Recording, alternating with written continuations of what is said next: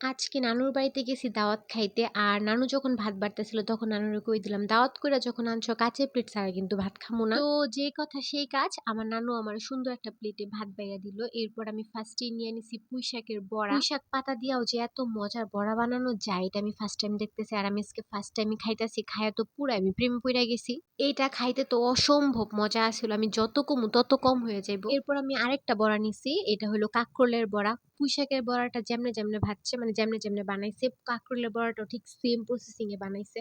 আর আপনারা কইলে বিশ্বাস করবেন কিনা জানি না, এই কাঁকরোলের বড়াটা অসম্ভব মজা আছে। যদি কারো রেসিপি লাগে আমি কিন্তু রেসিপি শেয়ার করবো। আমি নানুর কাছ থেকে রেসিপিটা মুখস্থ করে নিছি, বাসায় যায় তো অবশ্যই মাস্ট ট্রাই করতেই হবো। এরপর আমি নিছি মুরগি মাংসের তরকারি। আর আমি যখনই না কোনো ভিডিও বানাইতে যাই, আমার লগে কোনো না কোনো গন্ডগোল তো হইবই হইব। আমি জানি না আমার লগে যে কি লেগে এরকম হয়।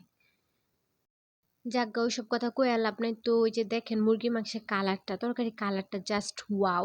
দেখতে মনে করেন যেমনই লোভনীয়, খাইতেও একদম ১০০ তে ১০০ রূপ গুণ এটার মধ্যে দুইটাই ভরপুর।